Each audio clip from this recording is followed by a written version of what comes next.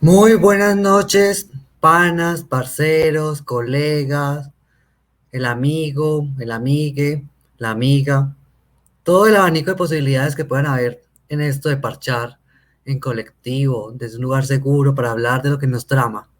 Hoy, en Párchate con Lamput, una estrategia que hace parte de la estrategia de Alep y poblaciones claves, específicamente la red de Lamput, tejiendo redes, un espacio seguro para conversar de los temas que nos interesan, que nos sollan, que nos ponen. Y hoy es un tema muy especial y creo que un tema que va muy acorde con la estrategia Tejiendo Redes de Lampus, porque justamente este conversatorio o este espacio que nombramos el poder de lo colectivo en la gestión de nuestras y nuestros placeres, un apoyo para los aliados de Ecuador, porque no es un secreto que en Ecuador están pasando cosas con el tema del consumo y la idea es poder hablar. Y por eso qué mejor invitar que a Gabo, que es nuestro enlace en Ecuador. Gabo es una persona que lleva un buen rato ya con el tema de civilidad y apoyar la causa. Ha sido un aliado para mi ingreso a esta red y no, pues la bienvenida. Gabo, ¿qué más? Saludos, saludos, muy buenas noches. Esteban, qué gustazo poder estar en este espacio, que, bueno, bien lo sepan todo el mundo. Fue una iniciativa de Esteban, le ha tenido apoyo también de Vero, y bueno, aquí ahora estoy yo para también conversar un ratito. Gracias por tomar en cuenta en este momento de Ecuador, que es verdad, estamos pasando otra vez por un debate súper álgido sobre las sustancias y las personas usuarias. Y pues nada, gracias. Gracias de verdad.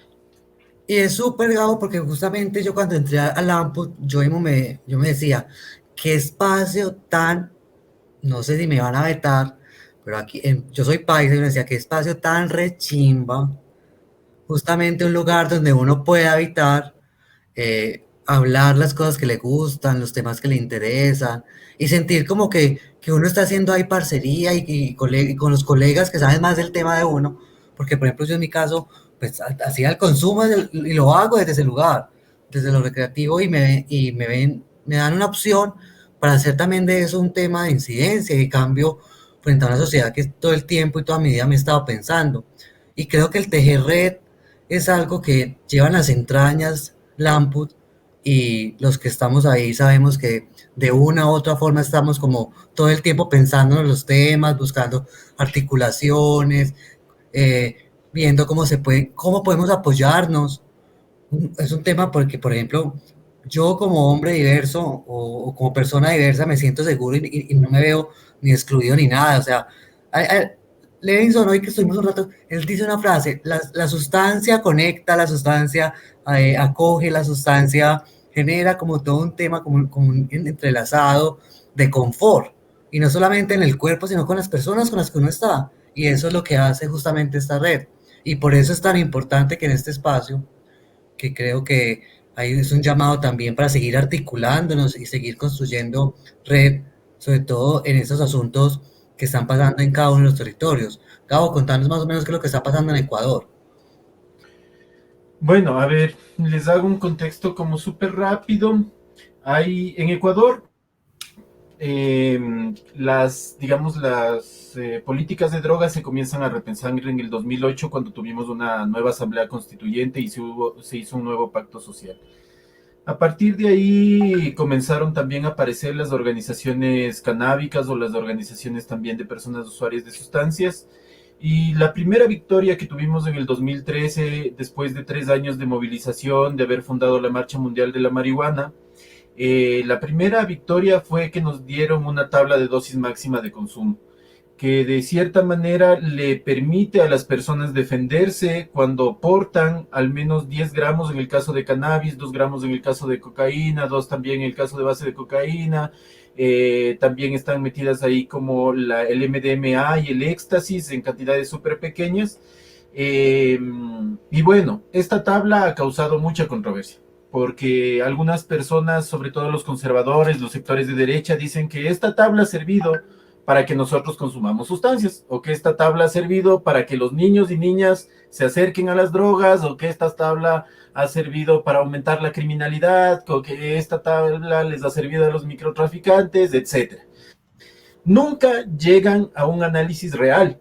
Ejemplo, Guayaquil es una de las ciudades más violentas que tenemos en el país. Hace un par de fines de semana vivimos 23 asesinatos en solo un fin de semana y todos en estilo sicariato, y de pronto la ministra de gobierno habla de eso y dice, por lo tanto, vamos a eliminar las tablas. Y es como, bueno, ¿qué tiene que ver el sicariato? ¿Qué tiene que ver la criminalidad? ¿Qué tiene que ver la violencia, las muertes con las personas usuarias de sustancias y estos umbrales que se hicieron para diferenciar? Ojo, esto es para diferenciar a las personas que usamos sustancias de las personas que hacen comercio con las sustancias.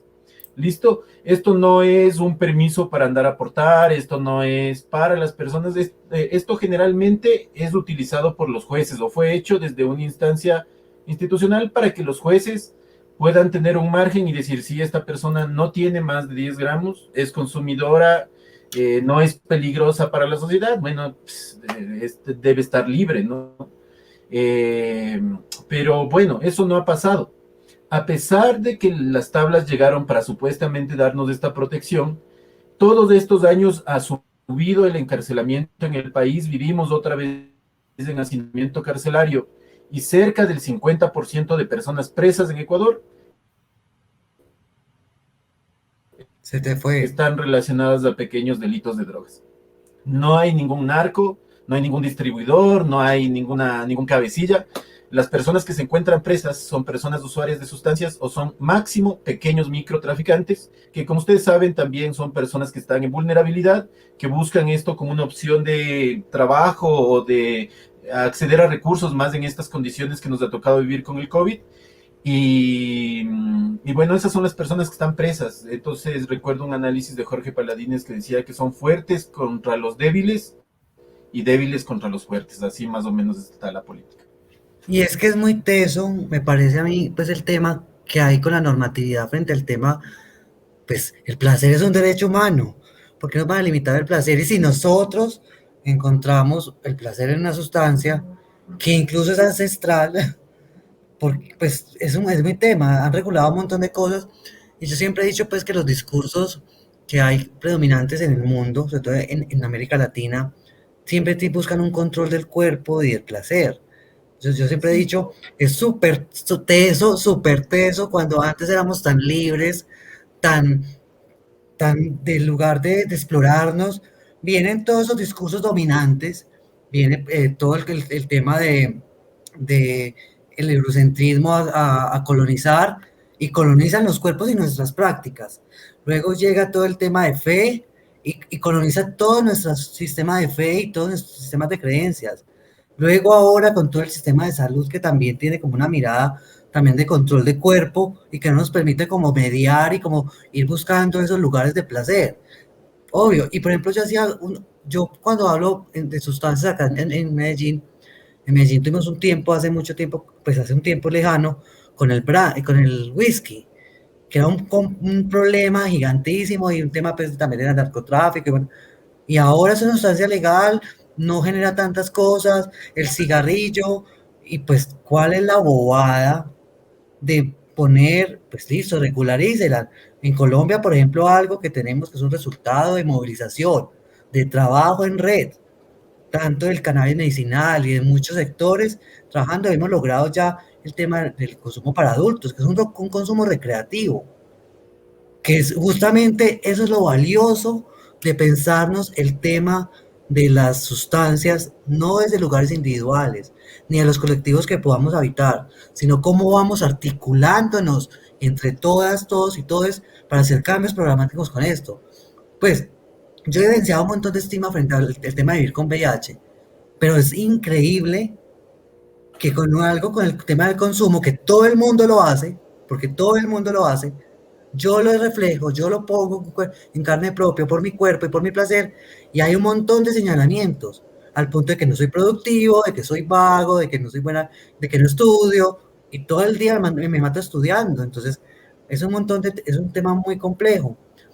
Y por ejemplo, ahorita hablabas otra cosa, Gabo, que me parece muy tesa, el tema como lo ponen en clave los niños o niñas o de los niños.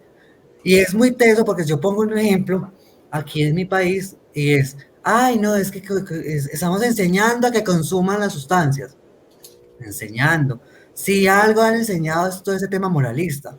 Por ejemplo, aquí en Colombia es un ritual el tema del bautizo y el tema de la primera comunión, porque son muy católicos, el común denominador, como en casi toda América Latina. En el bautizo, en la fiesta del bautizo, nos llevan niños, un montón de adultos. Y no falta el que les llega con el dedito, pone en el aguardiente o en el licor, pruebe mi hijo, pruebe, pruebe. Está introduciendo una sustancia psicoactiva a un bebé. Listo. Eso no pasa como tanto. Pero otro, la primera comunión. Yo hice la primera comunión por mi abuela. Y yo lo que más disfruté fue el vino que me dieron. Entonces es como Claro. eso. La misma iglesia nos está introduciendo el tema de las sustancias desde ser menores de edad, pero si llega a algo que incluso es de nuestros ancestros, es tachado y mal visto y tiene que ser erradicado de todas partes. No, y lo peor es que ni siquiera los mismos, digamos, cristianos o el judeo-cristianismo, ni siquiera ellos saben bien sobre esto, porque hay muchos estudios científicos, históricos, que demuestran que si existió el Jesús histórico, pues utilizó aceite de cannabis. Él ungía con aceite de cannabis. Jesús usaba cannabis, era parte de la comunidad canábica en todo caso. Y que ahora vengan a decirnos que eso es malo, es como primero lean bien su Biblia, primero investiguen sobre su historia y luego vengan a recriminarme. O sea, ahí está lo del endemoniado que pudo haber sido un epiléptico, ahí está el cannabis, ahí está lo de la ceguera de un hombre que pudo haber sido glaucoma, y ahí está el cannabis, y así puedes tener algunas evidencias científicas, además que se llamaba Canebosem y que lo utilizaba su cultura. Entonces ni los cristianos ni los judeocristianos conocen bien, ni del catolicismo ni de los protestantes, no conocen bien su historia, les han mentido a ellos también, les han manipulado y hay esta suerte de, como decías tú, desde la anatomopolítica, desde dominar sus cuerpos, desde restringirles su propia vida, sus propios goces, disfrutes o incluso su propia historia, porque no saben que Jesús usaba marihuana. Vea, yo tampoco sabía, o sea, ya me está cayendo bien ese man, ya me está cayendo bien. Hay algo, por ejemplo, con el tema que nos plantea Eric, el pana Eric, que queremos una aprobación sobre el consumo de marihuana y sus derivados, pero más fácil para el gobierno es prohibirla que crear una manera de controlar a la libre circulación. Obvio, es un reto que tenemos. Toda América Latina, No es algunos más países fácil. más avanzados, pero eso no es fácil, pero tenemos que hacerlo entre todos y todes. Todos podemos sumar. Y hay algo muy particular con este comentario que me sale como a luz, y es listo, pensamos la cannabis en este momento. Pero, por ejemplo, yo consumo cannabis, pero muy bajo. Yo soy de sintéticos. Están bien y tenemos que buscar cómo, o sea, esas vulnerabilidades que podemos evitar por un consumo de una u otra sustancia, cómo las vamos articulando para que la movilización sea en conjunto. Porque pues vos me decís que en Ecuador las dosis de MDA o MD son muy bajitas. Imagínate que yo me vaya para Ecuador a un parche, a soñármela, y me cojan un gramo de MD y me cogen y me meten. Y es lo que tenemos que evidenciar en el día a día todas las personas que consumimos en cómo encaletanos la sustancia para que el policía no nos la coja y no tener un tema legal, que es muy complejo. Son temas de reducción de riesgos y daños también, ¿no? Los riesgos y los daños no vienen solamente del uso de sustancias. Pueden venir de la policía, te puede hacer mucho daño y puedes correr muchos riesgos con ello. El Estado también, la medicina, tu propia familia, tu comunidad puede hacerte caer en más riesgos. Entonces, la cuestión es que todas estas estrategias que hacemos para esconder, para cuidarnos, para que no lo noten, etcétera, son formas, como lo decía Bill Murray, para quitar el mayor riesgo del cannabis. Por ejemplo, hablaba de cannabis, pero pongámosle drogas. Billy Murray, que este actor famoso, decía que el peor riesgo del cannabis es que te encuentre la policía. O sea, es lo peor que vas a poder vivir. O sea, nunca con las sustancias vas a poder vivir una situación peor que cuando te apresan y cuando te encarcelan. Nunca vas a poder vivir una situación peor. Y es súper teso porque, por ejemplo, imagínate, yo estoy en este momento en Bogotá, vine de Medellín, yo en Medellín tengo mi cannabis de autocultivo, que sé que está bien cuidadita, que no tiene hongos, pues que muchas cosas, pero me vengo para Bogotá y vaya, pásese un porro por el aeropuerto, a ver qué problema se genera. ¿Qué me toca venir a buscar a Bogotá un porro que no sé qué tan bueno va a ser, pero es algo que pues medianamente me va a dar algo? Entonces uno, en ese tema de la gestión del placer, uno dice, listo, si no hay de esta, consumamos de esta, buscando pues como, porque sabe que tampoco le hace tampoco demasiado daño a uno, porque es una vecesita y ya. Pero si es el tema de, si eso fuera un tema regularizado, tranquilo y que no haya tanta dificultad, pues yo el tema del narcotráfico no lo hubiese potenciado hoy, porque yo hubiese traído mi marihuana autocultivada. Pero como esa normatividad está desde el moralismo judeocristiano y otros moralismos que no facilitan las gestiones del placer, es súper complejo, es súper difícil. Pero el moralismo está como en las familias y en la comunidad. En el Estado y en los gobernantes y en los políticos está el interés, no está el moralismo. En ellos está el interés porque ellos ya saben el negocio que, por ejemplo, es del cannabis, o saben que el negocio que significa ayudarle a alguien a tener una ruta de cocaína. Hay cosas que hacen los políticos y la policía y la fiscalía que benefician mucho más al narcotráfico y que realmente no le ponen fácil la situación ni siquiera al país ni al gobierno. O sea, veamos el caso mexicano. Entre Enrique Peña Nieto y Felipe Calderón, en 10 años, el ejército mexicano mató 250,000 jóvenes saliendo a luchar contra las drogas. Entonces el ejército mexicano mató más jóvenes que las mismas drogas. Entonces tenemos que pensar claramente si es que lo que debe ser ilegal es las armas y los ejércitos y debemos legalizar las drogas. Causan menos daños que ellos al menos. Es una cosa súper tesa porque por eso hay un tema de cifras, el daño que hace toda esa persecución que hay frente a las drogas. Pues yo no sé si soy muy de buenas, si el mundo me quiere mucho, pero yo sí cuento con un núcleo familiar. Mi mamá dice que ella tiene una familia canábica, desde todos los lugares. Está el que la fuma, el que se la unta, que se la come. O sea, dice, pues yo ya aprendí a quererla y hace parte de mí. Es muy útil para mis dolorcitos, es muy útil para todo lo que ella genera. Y ella dice, pues válido. Pero fue un proceso también como de acercamiento. Pero yo siento que llevamos bastante tiempo con este proceso y veo que lo hemos hecho de una u otra forma desde nuestros lugares y singularidades y por eso es el llamado como a la colectividad, porque tenemos que empezar a construir redes para movilizar asuntos que cambien programáticamente todo el tema en América Latina, porque yo creo que casi todos los países de una u otra forma evidenciamos toda esa repercusión de con lo normativo y la ley frente a nuestros consumos. Y es algo súper voltajudo. Y por ejemplo, por ejemplo, yo algo que recomiendo mucho a las personas que están dándoles muy mal el inicio del tratamiento para VIH, digo, parce, fume, tome, coma, porro, pues marihuanita, sóyesela. Y me dicen, eso fue como agua bendita. Y yo no es agua bendita, es la mata bendita. Porque realmente les facilita mucho esos procesos de adaptarse al tratamiento, que son bastante complejos en algunos casos, y es como la ruta para ir siguiendo, para poder ser adherentes y llegar a una indetectabilidad en el tema de VIH, que es en el que yo me he movido. Pero, por ejemplo, con el tema oncológico también sirve mucho. Sí, Y el en tema de eso debemos medicina. pensar.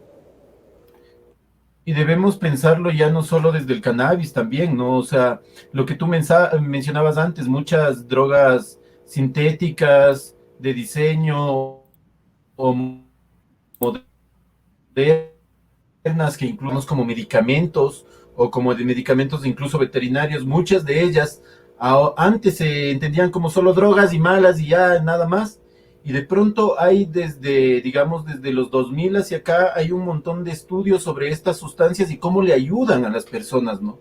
Entonces está la psilocibina, está la ketamina, está el mismo MDMA, que ahora son utilizadas o que son estudiadas por incluso la misma ciencia para tratar la depresión, el insomnio, el estrés postraumático. Entonces, muchas de estas sustancias no es que son buenas o malas, son objetos. Pero esas sustancias pueden ser útiles para muchas personas, pero con la información y el acompañamiento adecuado, ¿no? Y tampoco te dan información y tampoco te acompaña el Estado, al único lugar donde te acompañas es a la cárcel. Sí, estamos totalmente solos y con el pasabordo para cualquier cana por ahí, como decimos acá en Medellín, como cualquier canazo nos ganamos por cualquier cosita. Por ahí un compañero decía que tener un porro, pues él habla más de como de tener un porro, pero no por robar o matar, pues que lo tienen a uno más fácil por un tema tan elemental como un momentico de placer o la sustancia que te genera como el café o otra cosa, y que realmente esos asuntos complejos que están en el tema de la vida de los otros y asuntos más delicados quizás no tienen tanto eco. Y Claro, eso es algo. acá hubieron políticos, por ejemplo, que en la primera etapa de la pandemia incurrieron en corrupción en las mascarillas, en los alcoholes, repartieron hospitales, etcétera. Y esas personas están libres y no son perseguidas y máximo les hicieron un meme. Pero a las personas usuarias de drogas, ya te digo, cerca del 50% de la población carcelaria son personas usuarias de drogas. En el caso de las mujeres o transversalizando con el género es aún peor, porque se estima que de 6 a 7 mujeres de cada 10 están presas por delitos de drogas. E indudablemente, como antes lo hemos mencionado, tampoco son grandes narcotraficantes, ni estuvieron repartiendo hospitales, ni hicieron sobreprecio para que mucha gente muera en la pandemia, y como que tienen mal su sistema de moral de esta sociedad o los políticos, es como que hay otras cosas que pueden ocasionar muertes, desgracias, y esas no son juzgables cuando hay intereses económicos por detrás. Pero si está un jovencito en la calle así medio tatuado o medio rastoso o algo distinto en alguna medida, es un posible delincuente o es una posible persona que haga daño a la sociedad, ¿no? Entonces como que el sistema moral también está como muy decadente ya, ¿no? Y no solo en este tema, sino con todas las poblaciones que han sido históricamente vulneradas. Es como que el sistema moral ya no cuadra con estos tiempos. Gabo nos hace una pregunta que nos saluda Javier Arellano, que es un aliado de Alep y poblaciones clave desde ONUCIDA. Nos hace una pregunta frente al dato que diste, y es el dato de la población carcelaria es regional o de algún país en específico, si tienes el dato. Es específicamente de Ecuador, es específicamente de Ecuador, pero esto se repite con mucha facilidad en otros países de la región, ¿no? Recordemos que el territorio del conflicto o de esta guerra contra las drogas es Latinoamérica, es el territorio más conflictivo, por eso, y es la única guerra que se libra en todo el continente, la única guerra reconocida, y eso ha causado que 45 de las 50 ciudades más peligrosas del mundo estén en Latinoamérica. Entonces, es solamente esa guerra contra las drogas y se repite, las cifras que di antes eran de Ecuador, de la población carcelaria, pero ustedes pueden revisar en todas las cifras de Latinoamérica y van a encontrar un gran componente de personas usuarias de drogas o de máximo microtraficantes en las cárceles. Sí, y con el tema de juventud, que sé que es el tema que Javier le motiva, en Colombia los índices de tema de procesos legales a infancias y adolescencias es el tema de sustancias. Y es el tema de sustancias quizás porque ha sido tan, pues no es un secreto que muchos de los que hacen narcotráfico la población la buscan, pero también es porque no tienen conocimiento, y como es algo tan con tanto estigma, ha sido tan complejo. Por eso lo que decía Gabo ahorita, de que generan acompañamientos asertivos y efectivos, creo yo, frente a información, frente a reducción de daños, pero el único acompañamiento literal que se hace es el tema penal. O sea, no hay nada más. Si vamos a ver los programas que acompañan a jóvenes, o personalmente aquí en Colombia, es con una perspectiva netamente restringida, coartiva, eh, hasta violenta, porque yo en algunos trabajos de campo que he hecho con jóvenes con el tema de salud sexual y reproductiva, cuando me escuchan hablando desde otro lugar, más como desde la mitigación, los pelados y las peladas son, listo, son poniendo cuidado, y esto cómo lo hago, y yo no sabía esto, y lo otro, y cuando tienen información, muchas veces, esa forma de asumir la sustancia es quizás con una posición más asertiva de sus consumos. Yo pongo un ejemplo básico, mi sobrino que lo adoro, eh, un problema en muchas instituciones porque consumía cannabis. Y fue pensando, y tiene claro que tiene unos horarios para fumarla, en el trabajo hace unas cosas, y pues el consumo no le quita nada de productividad. Es quizás el único de los sobrinos que tiene ahora una vida totalmente autónoma. Y había un montón de instituciones académicas, de un montón, de todas las que hay que imaginar, haciendo una presión de estigma tan fuerte que el pelado, si no hubiese tenido todo el acompañamiento, desde la reducción del daño y la mitigación de los posibles riesgos, el pelado hubiese caído y no se hubiese parado más que por el cargo de estigma social, no tanto por la sustancia. Y yo creo que esa realidad se replica en muchas casas y en muchas familias, en muchas personas jóvenes de América Latina. Además que, verás, hay algo más que pasó en Ecuador en medio de la pandemia, y es que nos prohibieron el espacio público, pues a las personas usuarias de drogas hicieron una ley para prohibirnos del espacio público, que es algo que va incluso contra nuestra propia constitución, porque dice que todos y todas tenemos derecho al goce y al disfruto del espacio público. Ahora sacan una ley para decir que no podemos consumir en el espacio público. Pero esto es muy contradictorio, sobre todo cuando hablan las personas de los niños y los adolescentes, de niños, niñas y adolescentes. ¿Por qué? Porque dicen, vayan a consumir en su casa, no vengan a dar mal ejemplo en el espacio público, pero ¿en dónde están los niños, niñas y adolescentes? Están en la casa.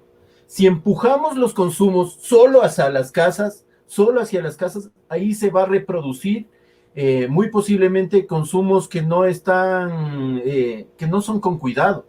Ejemplo, tabaco y alcohol. ¿En dónde vimos pues a las personas consumir? ¿Acaso que no aprendimos a usar el tabaco y el alcohol en nuestras culturas en la calle? Como decías tú, Esteban, o sea, es nuestros papás, nuestros tíos, nuestras tías, ellos son los que nos dicen, toma, tómate una cervecita, y además los que les vemos que no consumen con cuidado, desde pequeños les vemos que consumen sin ningún cuidado y que pueden llegar a situaciones peligrosas, que manejan, que esto, que el otro, y es porque no han tenido información sobre reducción de riesgos y daños, y porque no se puede traducir eso tampoco en las casas. Debe haber espacios regulados. El espacio público, cuando es público, es porque es de todos y de todas.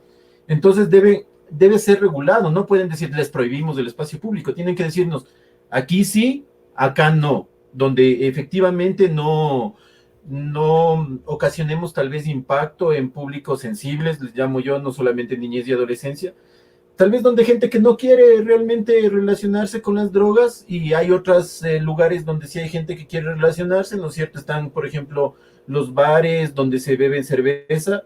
Entonces, si es que está regulado, es mejor que haya un bar regulado, que le controle el municipio, que todas las personas sepan el precio correcto, o es mejor que las bielas les dejemos a unos traficantes ahí ilegales. ¿Cuál es el mejor de los modelos?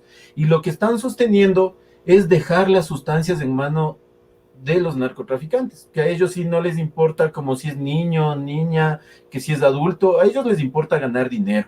Ellos están metidos en un negocio, en una dinámica del capital, que es hasta ya corporativa o ha tomado los modelos corporativos, y a ellos no les importa el cliente. Ellos solo tienen que, su fin es vender. Entonces, si en cambio el Estado y nosotros, nosotras, nosotres, las personas, digamos, en todo caso adultas, tomáramos en control esas sustancias, las reguláramos, sería un mejor modelo que dejándoles a personas que están armadas, que están digamos, en negocios ilícitos, etcétera.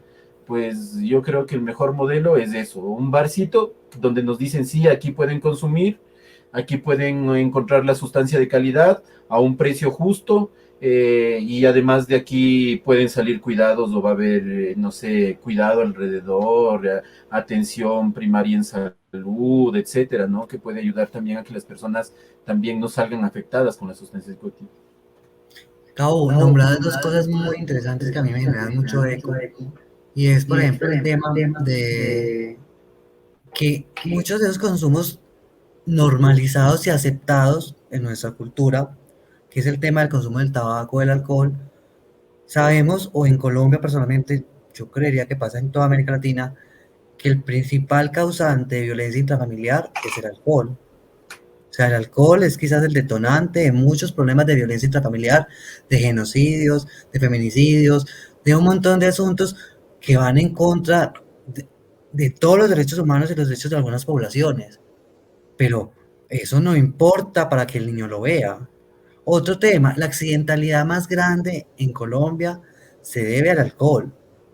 O sea, la mayor accidentalidad en la vía pública, con automóviles y motos, no es por sustancias psicoactivas diferentes al alcohol. Casi todas están vinculadas con el alcohol. Y sí, hay un control y hay un tema frente a eso, pero uno se pone a ver y los controles no son tan rigurosos como lo son con las otras sustancias. Que eso es también, eso va dando como un orden ahí como muy complejo. Y me parece también muy teso, muy, muy teso, que se, o sea, todos somos libres. O sea, hay principios de libertad, de la vida. Y si esos son nuestros lugares de libertad, ¿por qué no los coartan? Listo, pongo un ejemplo eh, frente a unas libertades que son bien vistas. La masturbación. Uno es libre de masturbarse. ¿Y quién dice? No se puede masturbar. Pues hay gente que lo dice, pero no hay un tema legal que no te puedas masturbar. Y es una forma de gestionar placer. Entonces, ¿por qué no? Si hay otras formas. Y algo que, por ejemplo, que con el tema del narcotráfico, hay un amigo que lo nombra mucho desde ese lugar, que me dice, lo único que debemos que aprenderle al narcotráfico es el trabajo en red. Porque ellos sí aprendieron a trabajar en red. O sea, es lo irónico de este mundo, y es que nosotros, las personas que estamos motivadas a cambiar el mundo, que tenemos algunos ideales frente a eso, estemos tratando de hacer red entre nosotros, trabajar en organizaciones, pues un montón de cosas, y nos queda grande, pero todo la gente dura que hace todo un proceso nocivo para la humanidad, sí lo sabe. O sea, nos gana, es gente tan astuta, tan hábil, con tantas inteligencias, que aprenden a trabajar en red. Pero nosotros que estamos buscando cambios programáticos en clave de derechos humanos, a veces se nos complejiza. Y por eso yo decía, hay que buscar la forma de hacer espacios seguros, de escucharnos, de saber esos lugares que no habitamos para ver cómo los articulamos en nuestros discursos. Porque sí va a ser mucho mayor el impacto cuando hay más gente hablando del tema que cuando hay unos pocos. Y en la misma línea, para hacer cambios como realmente. Por ahí nos opina Andrés Rodríguez, Black María como un espacio icónico, legítimo y armónico con el consumo de sustancias psicoactivas. Saludos, Gabusín, me imagino que es en Ecuador. Sí, es un compa que también es una persona usuaria de sustancias, también es un académico. Para los que dicen que los usuarios de sustancias son vagos, el señor está haciendo un PhD acá en Ecuador y precisamente está estudiando las cosas que tienen que ver con las personas que nos relacionamos con las sustancias en su PhD. Eh, Black María, él habla de Black María, es un bar o una cafetería que tuvo, bueno, sí, que tuvo un espacio en una ocupa de la ciudad de Quito. Y esta cafetería fue la primera que se constituyó en el país como un lugar seguro para personas usuarias de sustancias, ¿no? Entonces, ahí había mayormente usuarios de cannabis y de alcohol, pero también hubieron usuarios de múltiples sustancias, eso es lo que mayormente habían ahí, pero realmente de todo, ¿no? Tabaco en sus diferentes formas, o nicotina, digámoslo así, sustancias sintéticas, psicofármacos que a veces se utilizan también, etcétera. Pues ahí es un espacio en el que procurábamos no generar estigma sobre las personas usuarias, sean de la sustancia que sea. Y esto voy para continuar algo que decías hace un momento. Hablábamos del alcohol. Yo no le echaría tanto la culpa al alcohol, ¿ya? Porque el alcohol sigue siendo una sustancia, es decir, sigue siendo una cosa, es esto. Y si dejamos aquí el alcohol no tiene la personalidad para atacarte, no tiene la personalidad para hacerte daño, no es una persona, es un objeto. Pero ahora, la cuestión es qué nos han dicho sobre el alcohol o cuánta información tenemos, cómo nos han educado sobre el alcohol. Y como tú decías, o sea, nuestra familia nos enseñó a que un hombre se puede sentir todopoderoso, alcoholizado y salir y manejar y decir que maneja mejor. Entonces, no, eso nos dijeron mal. Hay mucha mala información y sobre todo hay un interés mercantil también sobre el alcohol. que ha hecho que también se promocione a diestra y siniestra, pero hay sustancias aún más problemáticas que el alcohol, Esteban. Y te voy a decir esta porque también hablamos de niños, niñas y adolescentes. Nosotros les metemos azúcar hasta por los ojos a los niños y niñas, pues, o sea, y después nos quejamos de que no duermen en la noche y les damos Ritalin para que se tranquilicen y así va, y les seguimos metiendo más drogas a los niños. Entonces, primero concienciemos sobre, por ejemplo, esto del azúcar, esto de sí, el alcohol en nuestras familias, concienciemos todo eso, ¿no? Como para comenzar a juzgar o a señalar a otras personas. Las redes del narcotráfico son impresionantes, están por todo el mundo. Y aunque en lo macro sean muy criminales, cuando recaen en las últimas escalas que son, o en los últimos eslabones que son las personas que venden al menudeo las sustancias, también no es que la pasan tan bien y no es que están tan organizados, los de arriba sí, pero las personas que trafican en pequeñas sustancias a veces son hasta utilizadas, ¿no? Tenemos esto del muletaje también de las personas que les engañan para que lleven sustancias, etcétera. Y hay muchas de estas personas que son inocentes y que por esa cuestión de que vemos que personas inocentes están con daños en sus vidas, es que nosotros seguimos luchando por nuestras libertades. Yo creo que sí somos muy libres en muchas cosas, pero creo que no hemos llegado ni al nivel de conciencia, ni a la información o a la organización tan clara como para poder alcanzar todas nuestras libertades. Pero esa es nuestra lucha, esa es la lucha de la humanidad. En algún momento la gente pensó que el esclavismo estaba bien y si no se hubiese revelado un poco de gente, nunca hubiese cambiado eso. Y nosotros somos gente así, que nos estamos revelando, que estamos diciendo esta nota, no es como nos la contaron y nos enseñaron mal sobre drogas y por eso estamos en problemas porque nos enseñaron mal. Entonces nosotros queremos aprender, tampoco queremos decir que nosotros lo sabemos todo, pero nosotros queremos aprender y queremos aprender bien, conociendo entre todos y entre todas qué mismo es estas notas de las sustancias, por qué nos gustan y por qué nos pueden ayudar también, aparte de hacernos daño. Bueno, ahí van a nombrar algo y me va a meter al chuzo Gao. ¿A usted por qué le gusta la cannabis? Cuéntelo a ver. Bueno, a ver, hay un comediante también que alguna vez hizo un reality que le dijeron, era usuario de cannabis, le dijeron 30 días no fume y le hacemos unos exámenes y después 30 días fumo otra vez y le hacemos exámenes. Entonces sacó mejores notas habiendo fumado, ¿no? Y, y le preguntaban también como, ¿qué es esto de la cannabis, no? O sea, ¿por qué? Y decía como, la verdad no es muy distinto, decía, la vida no es tan distinta, solo la vida sigue siendo la misma, solo que un poquito más divertida. Es nada más. Entonces, creo que no solo el cannabis, sino muchas sustancias han logrado que yo cambie mi punto de vista sobre algo. Que a veces yo también soy, o sea, todos y todas somos testarudos a veces en la vida. Entonces a veces decimos, no, esto es así, esto es así, esto es así. Y de pronto, te pegas un porrito y te quedas viendo las nubes un rato y te pones a pensar en cosas tal vez intrascendentales. Y de pronto piensas y dices, la plena, tengo que aceptar la otra visión, porque la plena que no es como yo digo. Y creo que las sustancias, precisamente en sus diferentes presentaciones, te ayudan a tocar partes de tu mente y de tu vida que a veces no tocas. Y creo que eso es lo impresionante, que te sacan de ese estado de confort que es que esto que nos han enseñado como normalidad.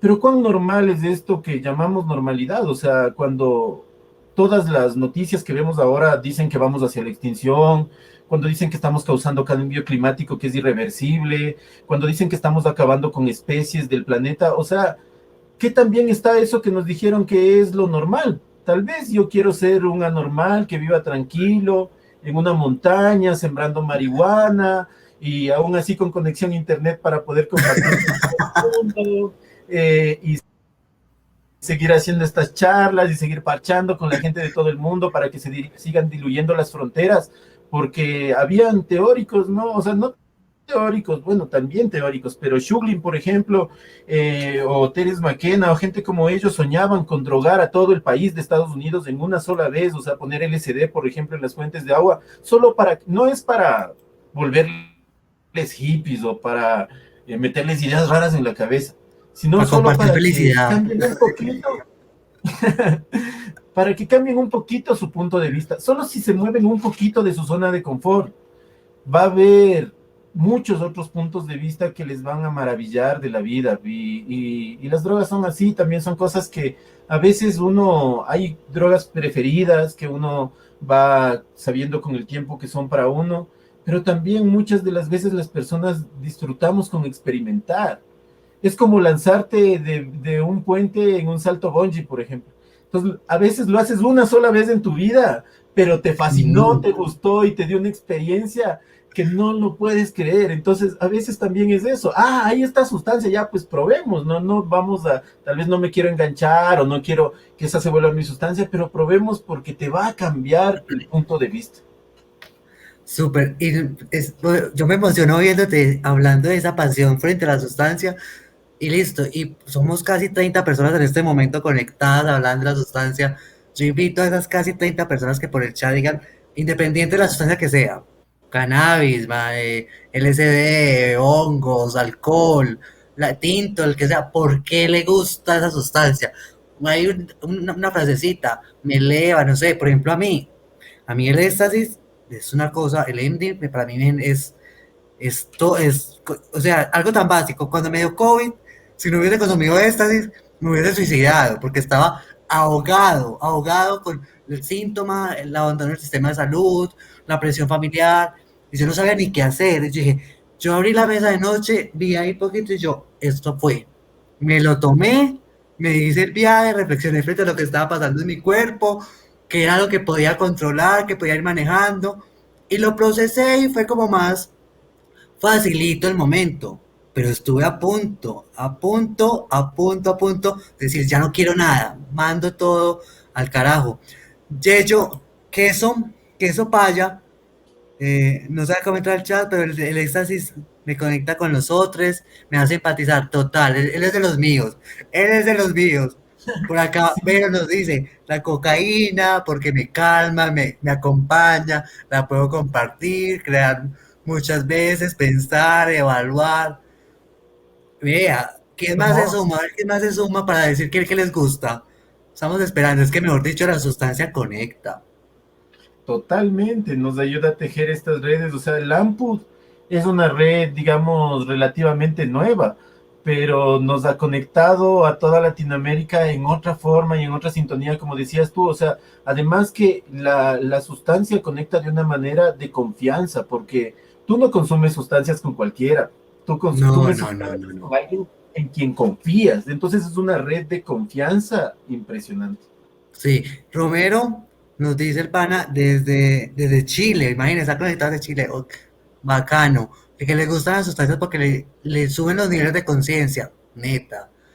De eso es mejor dicho, yo en mi trabajo de pregrado me lo hice a punta de cannabis, porque yo estaba bloqueado y no sabía ni qué escribir ni qué hacer. Entonces me acuerdo que el amigo con el que me decía, vos sos muy bueno hablando. Me llevó un frasco, fume como un chucho. Y empecé a hablar y a escribir, y pasó todos los niveles. Por acá Javier nos vuelve a poner que a propósito de lo que dijo Gabo hace un rato, me asombró que en un parque en el centro de Ginebra había un espacio para usuarios de drogas, incluyendo sustancias inyectables, a la vista de todos y nadie les importaba. Ese es un espacio seguro, o sea, y seguramente el consumo ahí iba a ser mucho más consciente y acompañado. Pues Ujú. yo personalmente me muero por ir a Holanda porque sé que ya tengo Endy tranquilo, buena calidad y puedo conseguir marihuana por toda parte. Pues me sueño, pero algún día lo haré, no sé cuándo. Pero nos sigue diciendo que además de teniendo la información de no mezclar, necesitamos aprender y transmitir cómo hacerlo y potenciar lo bueno de ellas. O sea, el consumo responsable, con información. Lo que nos decía Javier con la experiencia que vio en Ginebra, seguramente las personas que están allá tenían sus propios kits, había algo de acompañamiento con tema de salud por si pasaba algún tema de sobredosis. Incluso Apuesto que la gente que estaba allá, si hay una sobredosis, la sabe manejar. Aquí en América Latina, muchos, muchas y muchos no saben qué hacer con una sobredosis. Y hace poco estábamos por Lambut mostrando y conmemorando el tema del Día de la Sobredosis. ¿Qué tanto sabemos? A mí me ha pasado en las rumbas tecno que me pego, que está el babeado, le da ahí y no saben qué hacer. Y son ahí antes atumultados. Y es uno en medio de la rumba que está tratando de mediar y manejar la situación. Pero si mucha más gente tuviese información de cómo manejar esos asuntos, sería mucho, mucho más interesante. Y como dice Romero, hay que hacer pedagogía de las drogas en clave para el cuidado y el bienestar de los usuarios y de los contextos donde están los consumidores de sustancias. Esto es una olita, es una ola que va ganando como para todos y que van Eso es haciendo como un tema interesante. eso es bonito de la reducción de riesgos y daños, ¿no? Porque con el tiempo se ha convertido como en un enfoque académico, como en políticas públicas y tal, pero nació siendo de unas personas usuarias de sustancias para otras personas usuarias de sustancias. Entonces, en Brasil lo llaman la ética del cuidado y es como muy bonito eso, ¿no? Porque es cuidar a los demás y cuidarse uno. Entonces, creo que ahí está una clave muy grande de lo que dice eh, Jesús Romero, que es esta cuestión de poder hacer pedagogía, porque es una de las mejores formas como podremos cuidar a nuestras siguientes generaciones. Yo soy padre también, mi hijo ya tiene 18 años y yo he tratado de trasladarle toda la información posible. Él hasta ahora, por ejemplo, yo fumo cannabis desde los 13 años, no es que yo lo recomiende, pero esa vida me tocó vivir a mí. Y mi hijo ha visto cannabis de mi propiedad, que es para mi autocultivo, para mi autoconsumo, desde muy pequeño, y desde los 13 él sabe y tiene conciencia porque hablé con él desde que yo consumí también. Y entonces, él hasta ahora no consume cannabis y no tiene curiosidad de consumirla y tiene mucho cuidado de sí y eso es lo que a mí me importa, que quede con esas herramientas y que las siguientes generaciones queden con esas herramientas para poderse cuidar y para no pasarla mal con estas sustancias. Y yo apuesto lo que sea, Gabo, que esa persona que acompañaste en ese proceso de crianza, ese hijo, tiene sensibilidades muy particulares frente a muchos asuntos. Porque cuando uno tiene como conciencia y información frente a temas tan estigmatizados como las sustancias, se abre como un abanico de posibilidades para ver muchas realidades con una empatía muy, muy particular y una empatía que une, que posibilita. Y es como todo el tema de lo que yo siempre he dicho, que la AMPU es un espacio seguro, o sea, es un espacio de tranquilidad, de acompañamiento. Y por eso yo últimamente, cuando me dieron la entrada, me siento como pez en el agua, disfrutando con las nuevas especies que me encuentro, dándome información y aprendiendo, porque es un aprendizaje constante. Y es justamente lo que posibilita la red, aprender con el otro. Puro, puro, puro, desde lo que yo he estudiado, interculturalidad del saber de la droga. Es un tema muy, muy, muy especial. No sé, Sí, Gabo, como llevamos dices, o ya 50 sea, minutos aquí parchando. Y usted me ah, decía, usted me tiene sufriendo, porque yo estoy en un hotel, yo no puedo fumar acá, y usted se ha aprendido ahí, ha fumado, y me tiene aquí en ascos a mí. No, no, no, no.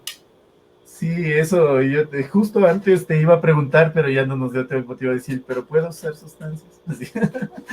Esto es un espacio seguro, esto es un espacio de nosotros, para parchar, para conversar. Seguramente las veintitantas personas, casi 30, están en sus casas con el vino, con el café, con el porro, con la cocaína, no sabemos con el que esté, pero está acá parchando, hablando de un tema y escuchándonos e interactuando. Que eso me ha parecido algo muy, muy bonito, la interacción que permite este espacio también. En los tres que hemos hecho, la gente interactúa desde esos lugares que habita, esas preguntas, esas apuestas, que es justamente el espacio que busca tejiendo redes. Articularnos un espacio seguro entre nosotros, tejer esa red para buscar cambios con el tema de estigma y discriminación, de lo pedagógico de la sustancia, de aprender frente a gestión del riesgo. O sea, hay un montón de cosas que solamente con nosotros podemos ir construyendo. Vero nos dice ahí en el chat que mis hijas También crecieron entre plantas y las demás sustancias fueron encontrándolas fuera de casa. Su entorno, tuvieron según su entorno, pero siempre preguntándome información sobre ellas. De eso se Buenísimo, trata. Que no buenísimo. tengo tener la mamá para poder conversar. Me encontré eso. O sea, si yo, cuando me dieron el primer porro en hojita de amapola, yo si hubiera tenido a alguien con quien preguntarle, mire, yo me acuerdo que me lo dio un amigo por donde yo vivo, que yo vivo en el campo, y yo iba en moto, porque yo manejo moto. Cuando dije, no, mira, te dejo las llaves, yo me tengo que ir caminando, no soy capaz de coger eso. Y el man vive como a 2 horas caminando de mi casa. Y ese viaje, mejor dicho, fue una cosa impresionante. Yo decía, qué voltaje. Y desde eso, mamá, por no, gracias, mi amor, gracias, déjala por allá, me la fumo con el curito normal. Eso no es para mí. Ay, claro que es justamente lo que decía también Javero, ¿no? Sobre las interacciones y sobre cómo todo, como decías tú, en cada contexto también tienes algo. O sea, a veces hay ciertas personas que en su contexto no pueden tener una sustancia, pero tienen alguna de ley y otra. Son tan diversas, llegan a todo el mundo, en todas las sociedades hay, todas las sociedades las han usado. Como decía Vero, también eso potencia, ¿no? Ahora hay el neuropsicofarmacólogo más famoso del mundo, ahorita el Carl Hert, es una persona usuaria de heroína y él escribió recientemente un libro sobre cómo las drogas pueden ayudarnos a ser mejores personas, ¿no? Eso es muy bonito también. Vera nos pone un tema que a mí me encanta y por ejemplo también a mi pareja últimamente le está encantando y eso está devorando libros, devorando todo frente al tema de los hongos.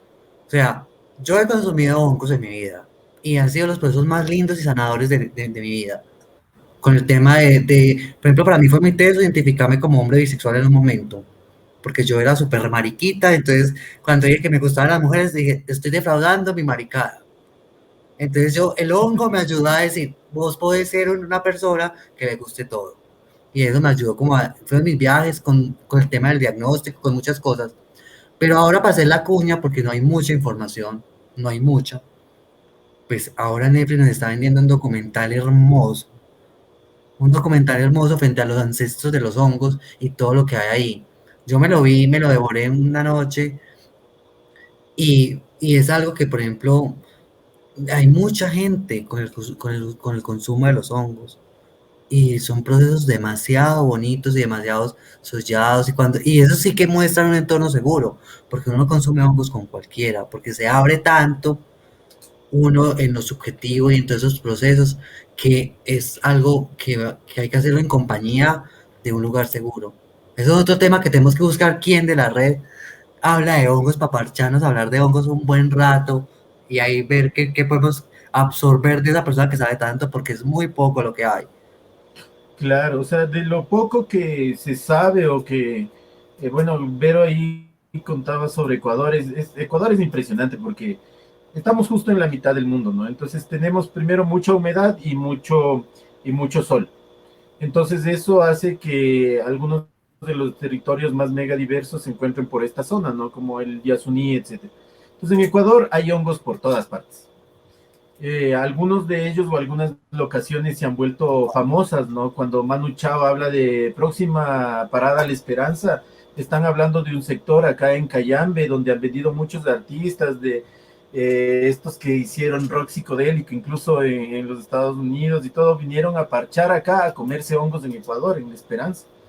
Entonces, más allá de eso que es como anecdótico, también se consideran sagrados por acá en algunas de nuestras culturas. Y la información que se tiene al respecto ya en lo terapéutico es que en grandes dosis son realmente estos procesos que tú decías que son muy bonitos, sanadores, antidepresivos. A veces a las personas les pueden ayudar a dejar las pastillas que les recetan los psicofármacos antidepresivos, pueden ayudarles incluso por periodos prolongados, como de 3 a 6 meses con una macrodosis. Y cuando usas en microdosis, cuando no es psicoactivo, cuando lo diluyes mucho, es un medicamento nootrópico, así que te puede ayudar en la concentración, en el rendimiento estudiantil o laboral, eh, Los dos son hermosos, muy...